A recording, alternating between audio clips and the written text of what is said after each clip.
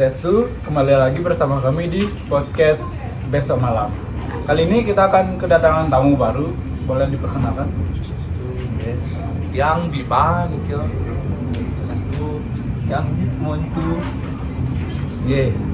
Kita akan membahas tentang yang sering terjadi di rumah tangga, yaitu kekerasan dalam rumah tangga atau bisa dibilang KDRT. Nah, untuk terima kasih yang terhormat sudah datang. Nah, ini kan jadi kita sering dengar nih kayak di berbagai sosial media bahwa KDRT itu sangat serius, benar itu?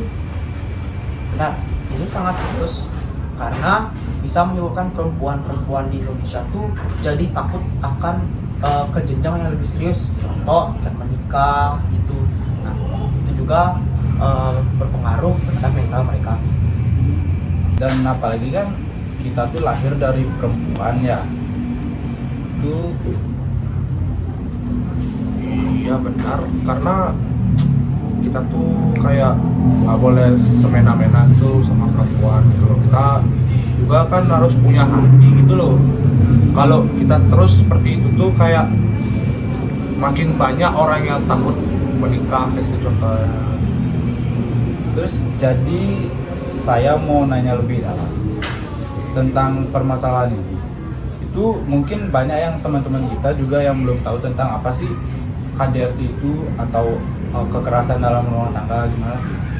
Nah, jadi KDRT itu mencakup kekerasan fisik, kekerasan verbal, dan psikologis ataupun mental. Sama kayak yang tadi saya bilang.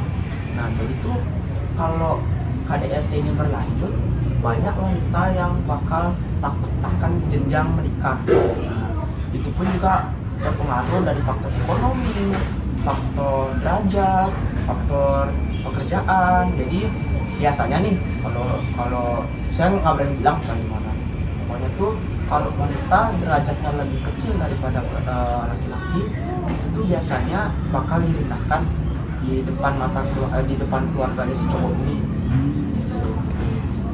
Terus apa penyebab utama dari KDRT menurut kalian berdua nih? Jadi penyebab pertama itu mungkin gara finansial. Terus kayak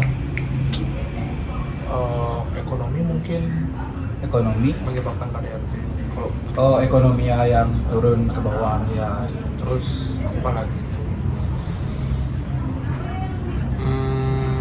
Mungkin itu saja sih yang Itu aja. paling menonjol ya. Ya.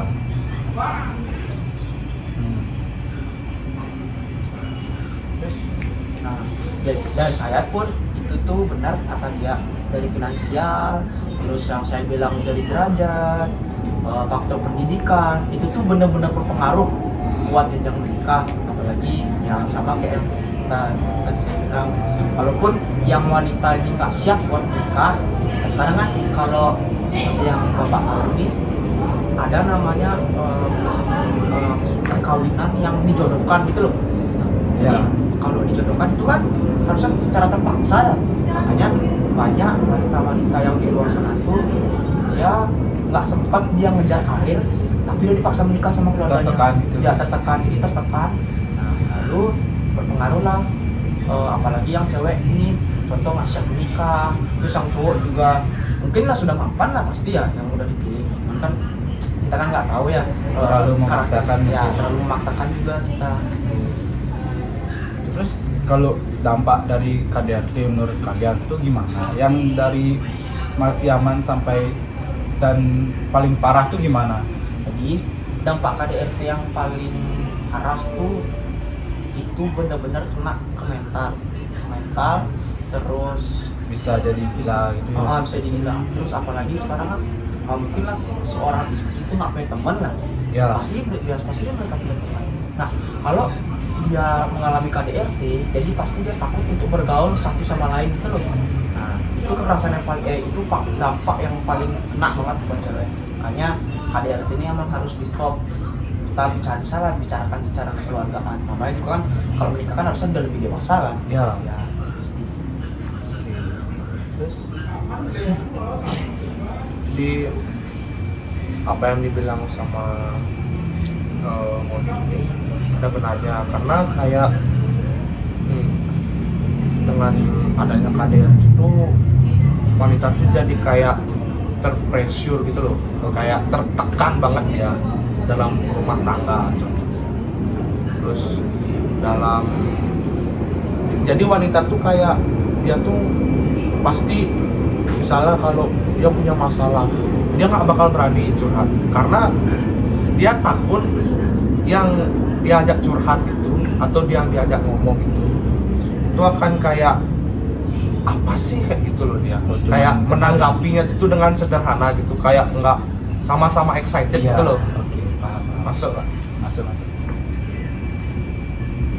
Terus jadi dampaknya ya kayak tadi itu kan, masalah kalian yang tidak kasih ke istri dan keluarga kalian. Lanjut, ada nggak sih solusi atau menurut kalian untuk masalah ini? Solusinya tuh gimana? Oke, jadi teks yang pertama, solusi untuk KDRT ini sebenarnya banyak banget. Itu kita bisa gimana ya? Anggaplah kalau menikah itu kan sama kayak pacaran, cuman ini lebih dewasa. Ya, Pacaran itu kan butuh apa ya, kita butuh tumbuhin sama-sama kayak rasa percaya, rasa kasih sayang, segala macam. Nah, jadi kalau solusi dari masalah KDRT kita bangun semua sama-sama kedua belah pihak, mau dari cewek ataupun dari cowok. berarti saling sama-sama nggak egois. Nah, ya. saling mengisi lah, kita Iya. dengarkan satu sama lain. Kayak apa ya, contohnya itu kita kayak cewek-cewek curhat nih, apa aja yang nggak disukai dari yang si cowok nih. Dia bilang lah apa yang nggak disukai sama cowok nih. Oh ya, kalau yang namanya suami istri kan itu kan perkawinan kan sekali seumur hidup tuh sampai tua terus mati. Ya. Jadi ya kita harus bisa mengerti lah sebagai di sudut pandang laki-laki. Terus di sudut pandang wanita pun itu juga, kalau wanita ngomong apa yang kita suka, oh aku nggak suka lo kamu kayak gini, aku nggak suka kamu kayak gini, kamu kurang waktu buat aku. Nah dari situ tuh kita harusnya sebagai laki-laki itu lebih sadar, oh pasangan kita juga perlu loh kayak gini. Itu yang dari saya. Kami disponsori oleh Lego dan juga Draft ini kami beli sendiri ya karena tidak di endorse. Oke, terima kasih.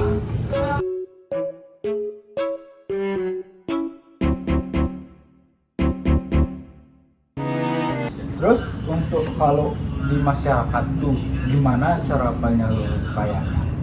Jadi mungkin masyarakat akan mengadakan seminar gitu. Seminar sama gini apa tuh namanya kayak sosialisasi itu di kerja banyak-banyak. Jadi kayak masyarakat tuh kayak buat gini loh, kayak buat kegiatan komunitas biar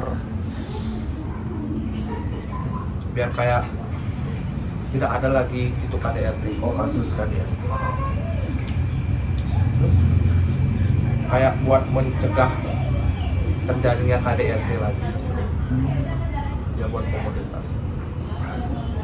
Terus jadi nih itu kan dia tentang kekerasan dalam rumah tangga ya. Terus jadi kalian pernah nggak sih nanganin tentang masalah KDRT? Kalau untuk nanganin belum ya, karena kita belum menikah soalnya. Oh, belum menikah? Belum. Jadi kalau untuk menangani kasus KDRT itu sebenarnya kayak kita tuh umpama tuh yang pertama, kasus KDRT itu kan tentang kekerasan. Nah, jadi kita tuh kan awalnya kita harus pacaran dulu baru kenal sifatnya dia kayak gini. Ya. Kadang ada yang dia tuh baik awalnya pas pacaran, pas nikahnya beda lagi. Oh, pasti banyak Ada yang kayak gitu. Biasanya yang seperti itu tuh dia pengaruh dari pekerjaan, lingkungannya juga bisa, dan pengaruh dari minuman keras mungkin bisa. Nah, karena dia stres gitu, makanya dia minum kayak gitu terus. Dia pulang-pulang tuh udah istrinya nanya kamu kenapa langsung dipukulin istrinya kayak gitu. Bener tuh. Bener kan? Iya. Itu mungkin ya. Nah, jadi ibu itu merasa dia itu masih anak kecil karena mentalnya keganggu gitu loh. Nah, sama lah kayak anak kecil pada umumnya kayak dia nggak bisa ngomong segala macam. Nah, jadi ibunya tuh ya merasa kayak dia nggak nganggap dia anak kecil, nggak udah dewasa gitu loh. Kok bisa? Karena mungkin emang udah keganggu mentalnya karena KDRT ya. Ya gimana aja sekarang kayak anak kecil terus dikerasin gitu loh, atau enggak jadi dikeras cuman sampai main tangan gitu, pasti dia bakal diem aja nggak ngapa-ngapain, mau buat sesuatu pun melakukan hal sesuatu hal kecil pun dia pasti mikir buat dua kali, ini ambil nggak ya misalnya gitu, ini ambil nggak ya. Nah mereka jadi itu mereka kena tekanan mental itu loh ya. Iya. Terus ada nggak lagi cerita menurut kalian yang paling tragis gitu? Yang paling tragis ya? Yang paling tragis sih kalau Papa pernah lihat nggak sih cerita ini, saya kutip di TikTok ya, ada suami yang nusuk Kan orangnya bapak-bapak yang suami yang nusuk istrinya berkali-kali di tikar itu loh. Nah, itu juga bentuk kekerasan kan ya.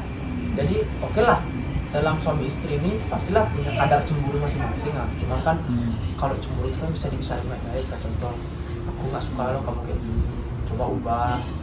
Ya kasihan. Coba pasti bakal berubah, cuman kan butuh waktu. Nah tapi kalau sampai main tangan ataupun sampai membunuh sih kayaknya bukan jalan penyelesaian yang baik. Itu menurut saya. Benar. Terus kalau jadi itu dia tentang masalah KDRT. Gimana? Jadi itu masalah KDRT kan. Jadi kalian jangan sampai kayak gitu. Saran dari aku. Pasti. Terus satu lagi sebut bisa langsung melaporkan dari pihak berwajib. Karena kan KDRT kan ada pasal-pasalnya.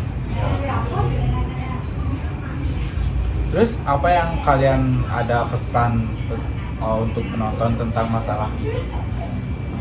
Mulai dari saya dulu, pesan saya sih buat para penonton tuh penting kalau ada masalah tuh dicari baik-baik itu pertama. Yang kedua, KDRT ini sebenarnya gimana ya? Terlalu kejam sih menurut saya, karena latar belakang saya pun memang dididik keras, cuman saya memang nggak mau sampai KDRT ini ke bawah juga gitu loh. Memang lah kita dididik keras kan pasti ada tujuan, cuman nggak sampai kita nyakitin. Inilah bahasa kasarnya nih, kita udah ngambil anak orang, masa kita seenaknya gitu loh kayak memperlakukannya. Ya itulah, kita ngambil anak di keluarga orang lain, terus kita nggak perlakuin dia sebagai selayaknya dia diperlakuin dulu sama keluarganya. Pasti disayang dulu kan, mungkin nih. Sekarang dia udah punya keluarga sendiri, masa ya kita perlakuinnya dengan cara tidak mau sentuh. Nah, jadi itu aja ya guys pesan-pesannya, dan jangan lupa dilakukan. Dan kita akan menutup podcast pada kali ini dengan Parma Santi, Om Santi saja. Nah, semuanya sampai jumpa di episode selanjutnya. Dah.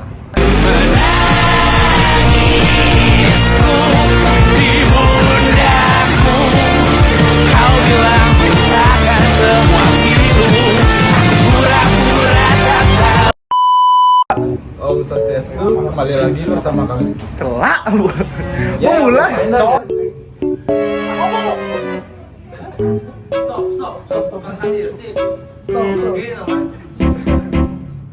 Kamera udah nyala.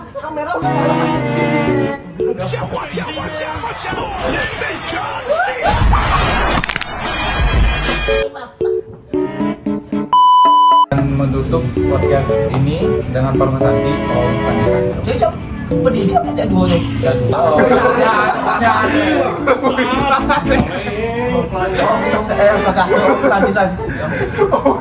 Om Swastiastu.